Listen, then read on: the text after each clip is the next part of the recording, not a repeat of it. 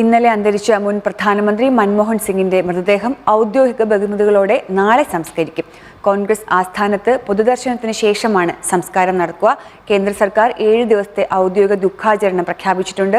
ഇന്നലെ രാത്രി ഡൽഹിയിലെ വസതിയിൽ കുഴഞ്ഞു വീണ അദ്ദേഹത്തെ ഉടൻ എയിംസിലെ തീവ്രപരിചരണ വിഭാഗത്തിൽ പ്രവേശിപ്പിച്ചെങ്കിലും അല്പസമയത്തിനകം തന്നെ മരണം സംഭവിക്കുകയായിരുന്നു. പ്രമുഖ സാമ്പത്തിക ശാസ്ത്രജ്ഞൻ, രാഷ്ട്രീയത്തിലെ സൗമ്യമുഖം, റിസർവ് ബാങ്ക് ഗവർണറായും രാജ്യാന്തര നാണ്യനിധിയുടെ ഇന്ത്യയിലെ ഡയറക്ടറായും ആസൂത്രണ കമ്മീഷൻ ഉപാധ്യക്ഷനായും ധനമന്ത്രിയായും രാജ്യസഭാ പ്രതിപക്ഷ നേതാവായും UGC അധ്യക്ഷ പദവിയിലും ഒക്കെ അദ്ദേഹം സേവനമനുഷ്ഠിച്ചിട്ടുണ്ട്.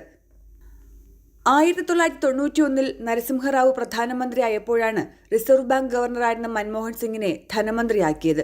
മൻമോഹന്റെ സാമ്പത്തിക പരിഷ്കരണ നടപടികൾ തകർച്ചയിലേക്ക് പോവുകയായിരുന്ന ഇന്ത്യൻ സമ്പദ് വ്യവസ്ഥയ്ക്ക് താങ്ങായി. 2004 തെരഞ്ഞെടുപ്പിൽ കോൺഗ്രസിന് അധികാരം ലഭിച്ചപ്പോൾ പ്രധാനമന്ത്രിയാകാൻ സോണിയാഗാന്ധി തയ്യാറാകാത്തതിനെ തുടർന്ന് ആ ചുമതല മൻമോഹൻ സിംഗിലേക്ക് എത്തുകയായിരുന്നു. 2004 മെയ് 22 പ്രധാനമന്ത്രിയായി ആദ്യ തവണ സത്യപ്രതിജ്ഞ ചെയ്തു. 2009 പ്രധാനമന്ത്രി പദത്തിൽ രണ്ടാം ഊഴം. 2014 മെയ് 26 പ്രധാനമന്ത്രി സ്ഥാനമൊഴിഞ്ഞു. അസമിൽ നിന്നുള്ള രാജ്യസഭാംഗമെന്ന നിലയ്ക്കാണ് മൻമോഹൻ സിംഗ് ധനമന്ത്രിയും പ്രധാനമന്ത്രിയും ആയത്. ലോക്സഭയിൽ അംഗവുമായിട്ടില്ല. പ്രധാനമന്ത്രിയായിരിക്കെ മൻമോഹൻ സിംഗ് ഇന്ത്യയുടെ ആണവ രംഗത്തെ ഒറ്റപ്പെടലിന് വിരാമമിട്ടു.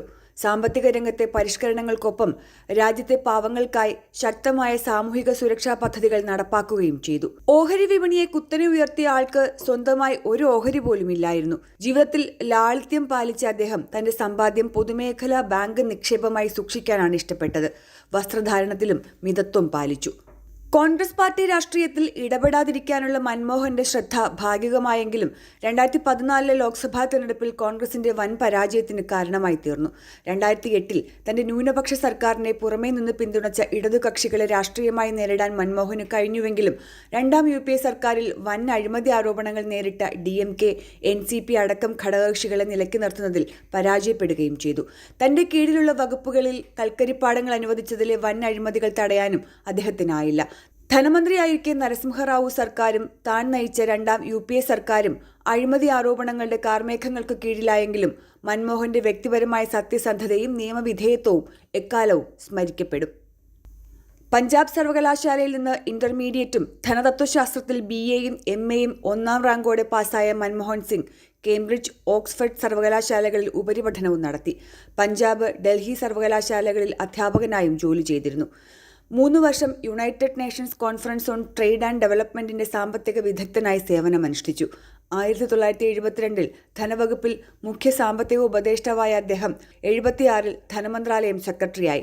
1980-82 കാലയളവിൽ ആസൂത്രണ കമ്മീഷൻ അംഗമായ അദ്ദേഹം 82 റിസർവ് ബാങ്ക് ഗവർണറായത്. നിലവിൽ പാകിസ്ഥാനിലെ പഞ്ചാബ് പ്രവിശ്യയിലുള്ള ചാക്വാൾ ജില്ലയിലുള്ള ഗാഹ് ഗ്രാമത്തിൽ 1932 സെപ്റ്റംബർ 26 മൻമോഹന്റെ ജനനം. പിതാവ് ഗുർമുഖ് സിംഗ്, മാതാവ് അമൃത് കൗർ. ഉണക്കപ്പഴങ്ങളുടെ മൊത്ത കച്ചവടക്കാരനായിരുന്നു പിതാവ്. ഗാഹയിലെ എലിമെന്ററി സ്കൂളിലായിരുന്നു മൻമോഹന്റെ പ്രാഥമിക വിദ്യാഭ്യാസം.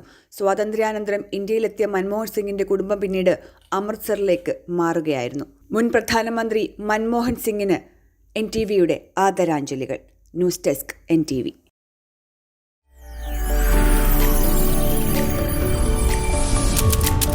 NTV UAE to the world.